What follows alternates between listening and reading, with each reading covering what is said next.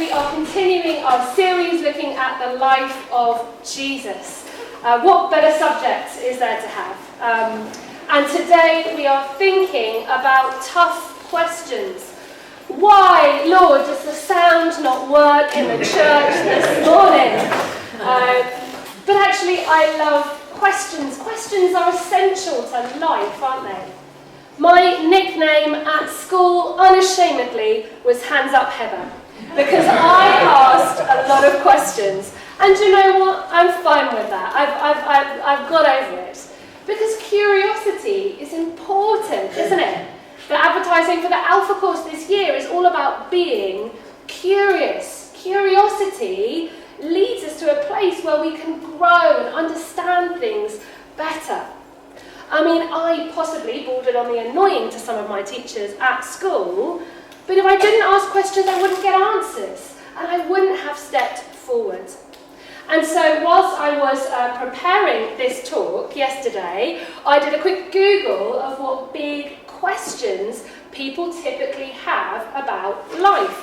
And these are the top 5 that came up. The first one, where did I come from? Anybody have that question? Where did I come from? Maybe if you nod, you can participate, guys. What about this one? Who am I? Who am I? Young people are asking that question all the time. These are big questions. Why am I here? It's about purpose in life. Anyone think, what on earth am I doing here? I do sometimes. What is the point of me? And then this one, how should I live? That sense of needing direction. We want to know, what should I do with my life? We face decisions every single day. How should I live? And then finally, where am I going? What's happening next? Is there more to life than this? What happens when I die? All those questions about where am I going? And I would venture to suggest that we've probably all asked those questions, or a slight variation of them, at some point in our lives. And I expect a lot of us are still asking them now. Actually, when we become Christians, those questions don't just vanish, right? They're still there, right? This side of heaven, we still see everything like a shadow, the word says. And so if you have come to church this morning with questions, then brilliant. I am pleased that you are here. I'm going to answer them all for you today. I'm kidding. I'm not that smart. But I hopefully am going to point you in the right direction of the one who can answer them. And so before we get to that, our lunchtime summary for today is this. Jesus sees you. He knows you, and he can handle all of your questions. Come to him, invite others to him, and let him open your eyes. He might just blow your mind. Sorry, I'm not doing very well at one sentence. Lunchtime summaries, but Jesus sees you, he knows you, and he can handle all of your questions. Come to him, invite others to him, and let him open your eyes. He might just blow your mind. So our reading for today is John chapter 1, verses 43 to 50. If you've got a Bible with you, you can flip to it. There's some more over at the side there if you'd like one. Anyone who's already found it, give me a shout out for the page number. For anyone who's struggling to find it. 1063. Not quite 1066, 1063. 1064. Thank you, Pauline. 1064. So here we're still very early on, right at the beginning of Jesus' ministry. Last week we looked at his baptism, and here we're looking at this process of him beginning to call others to follow him. So let's read. The next day, Jesus decided to leave for Galilee. Finding Philip, he said to him, "Follow me." Philip, like Andrew and Peter, was from the town of Bethsaida. Philip found Nathanael and told him, "We found the one Moses wrote about in the law, and about whom the prophets also wrote, Jesus of Nazareth, the son of Joseph." "Nazareth?" Can anything good come from there? Nathanael asked. Come and see, said Philip. When Jesus saw Nathanael approaching him, he said, Here truly is an Israelite in whom there is no deceit. How do you know me?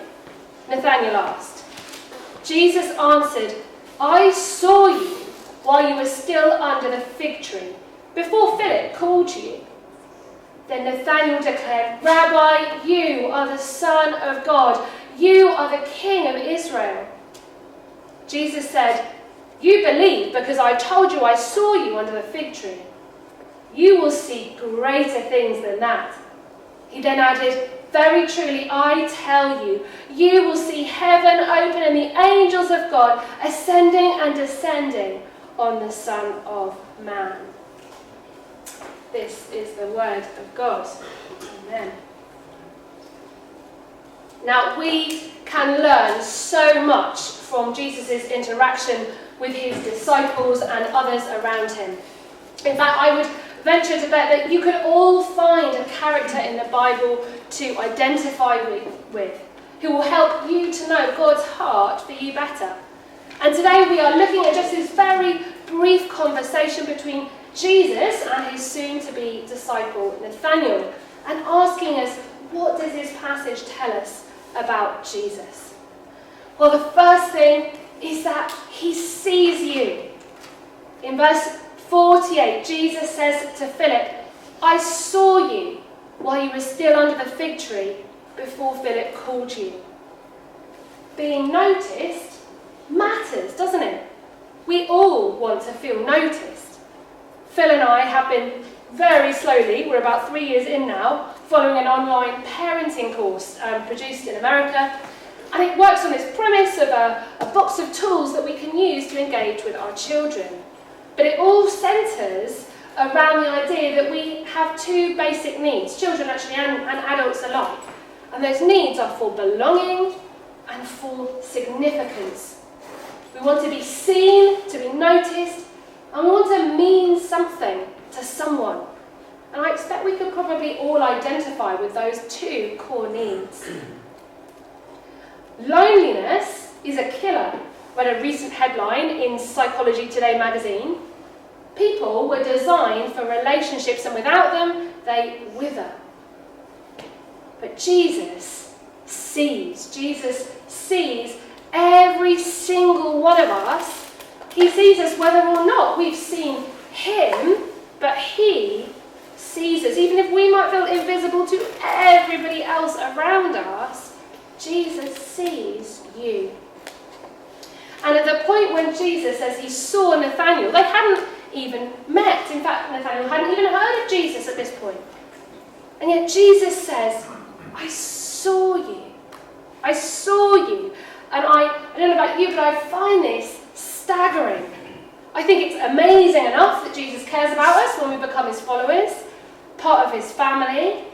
But to see us before we've even paid him the slightest bit of attention, or perhaps we're even actively hostile to the idea of him, that's awesome. Jesus sees you and he sees me, whether you've been a Christian for 40 years or you're in church for the first time today, as a very reluctant attendee, he sees you. And perhaps even more significantly, he knows you.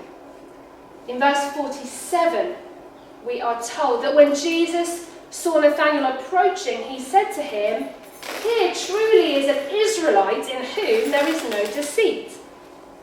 Now, Jesus is being a little bit tongue-in-cheek here. What he means is that Nathanael is being completely honest in his response to Philip's statement about Jesus. Philip tells Nathanael, we've found the one who Moses wrote about in the law, the prophet. It's Jesus of Nazareth, the son of Joseph. Nathanael scoffs at this and questions how anything good could come from Nazareth. And so when Jesus says, here is an Israelite in whom there is no deceit, he's applauding Nathanael's integrity.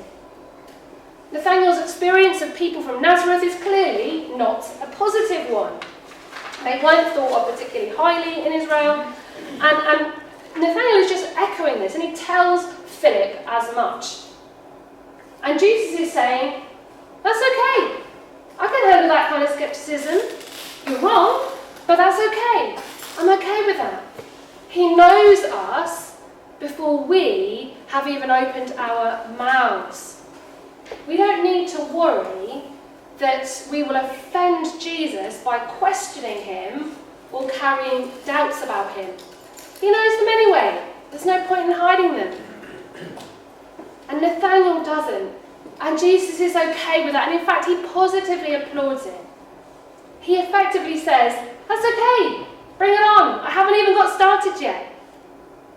But always says that Jesus has a sense of humour, and I think you can see that here. I love that. Jesus is so relatable. And that brings us to our third point. Jesus can handle all of your questions. I don't know what questions you might be carrying today about Jesus. Perhaps some of the ones I shared on the screen at the beginning. We had our first session of Alpha this week, and as Brett was unwell, I had the joy of helping Angela to lead the session. And one of the questions in the first session is always, if you could ask God one question, what would it be? And we had some great questions, some really big questions, and that's okay. I didn't attempt to answer them, because believe it or not, I don't have all the answers, but God does. And I wonder if you've ever thought about the value of asking questions. They matter. They enable us to progress in life. Will you marry me? Will you come and work for us? How do I get to the station? Can you teach me to play the piano?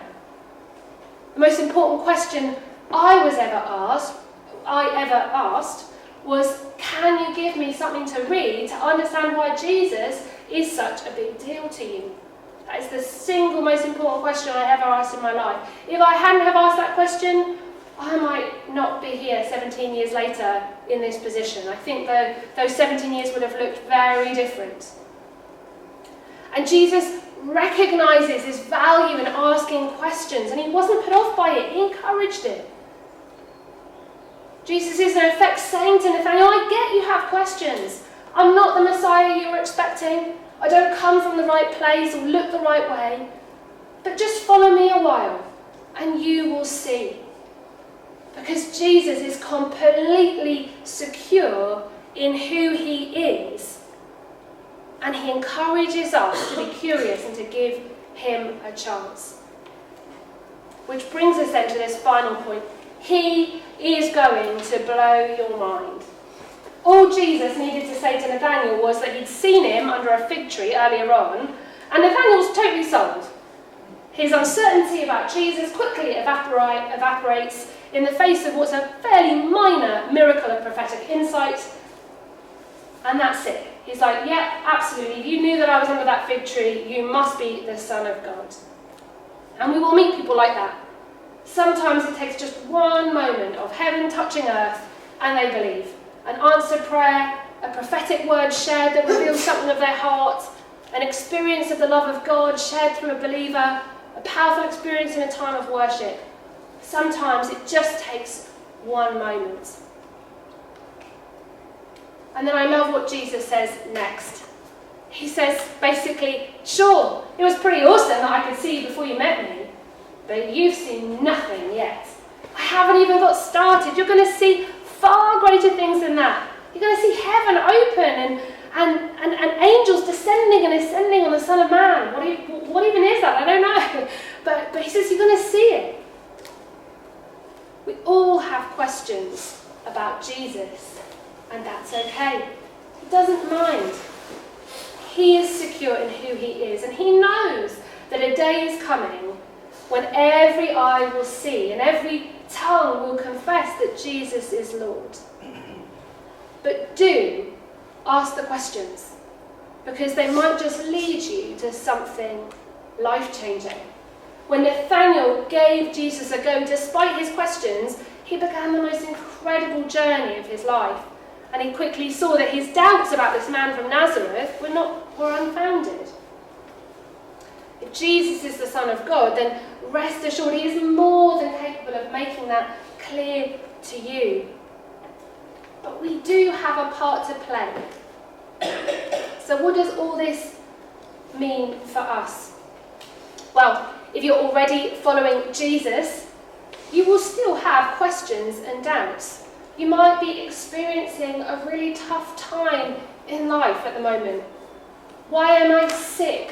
Why is it so hard to raise children? Why can't I find a job? Why is there war? Why is there famine? When will Jesus come back? Why is it taking so long? We will all have questions and doubts and fears and anxieties. And actually, Jesus would much rather that we were honest with him. Because by burying our questions or avoiding them, thinking, oh, I can't possibly ask that in prayer of Jesus, or I can't possibly come to someone else in church and say, will you pray with me or help me think through this because, I don't know, I'll be seen as lesser in some way. No, absolutely not. Actually, by burying and avoiding the questions, it will just lead to bitterness and a cooling of our hearts. Because by feeling like God is someone who we cannot approach, our hearts become cold. Actually, he is more than big enough to handle our tough questions. Those big, tough questions, betrayal, sickness, death, disappointment. Right? He's big enough. Give him a chance to meet you in the midst of them. And actually, often we find that when we come and ask God questions in the hardest points of life, he actually reveals something incredible to us. It often, I find, is a springboard. It's a real step forward in our faith, because we have to lean more closely upon him. It opens up this opportunity to know him more deeply. I've been meditating on James 1 this week, and James says, right at the beginning of the book, to count it all joy when trials come. Because even in the hardest moments of life, Jesus is working and can turn them for good. And perhaps you have testimonies in your life of really tough times, and actually maybe for a while you didn't know what on earth was going on. Where is God? And then if you look to him and open up to him, sometimes he can reveal something so incredible to you, you think, wow, it was, actually God has turned something bad into something good. He's done something in this situation. Or maybe you don't yet have a relationship with Jesus. Then just like Nathaniel, I'd encourage you to know that Jesus already sees you. He knows exactly where you're at. He knows what your doubts are. Nothing is hidden from him. So come to him, bring those questions in prayer. We would love to pray with you if you've got questions, and to ask God to reveal himself to you. And it might, like Nathaniel, just change your life. Nathaniel, as he stepped out and followed Jesus, he would go on to see the lame walk, the blind see, the dead rise, and Jesus himself risen from the dead. We don't want to miss out on those kind of opportunities. And the second application point for us is, if we are Christians, then we want to be like Philip. Philip is the one who invited Nathaniel to come and see. You don't need to feel the pressure to handle all the questions that your friends might have yourself. Philip doesn't feel he has to answer Nathaniel's skepticism about Jesus, and neither should we. He just says, come and see. He doesn't try and answer these questions about, someone from Nazareth or anything like that. He just brings him to Jesus. Tell your story. People love to hear stories. Tell a story of what your faith means to you, of how you came to know Jesus, of something he's done in your life, and then invite them to church to come and see. And we can trust, can't we, that Jesus will do the rest? We can trust that he'd handle all those horrible, hard questions that we just really hope no one ever asks us about creation or sexuality or whatever is the latest awkward topic for Christians. Jesus can handle them. Don't be afraid. It was encouraging to hear stories of what people have brought Alpha, what had brought people to Alpha this week. And actually the common theme was actually someone spoke to me, or someone invited me, or I saw something in someone. Someone has given me a little insight into what Christianity or faith or church is like and I was curious, so I've come to find out more. So let's be brave. Trust that these invitations can be life-changing. And I don't know about you, but I will forever be grateful to the person who first invited me to come and see. So much so that I married him. If you've ever heard that story. So, So finally, our lunchtime summary again. Jesus sees you. He knows you, and he can handle all of your questions. Come to him. Invite others to him and let him open your eyes. He might just blow your mind.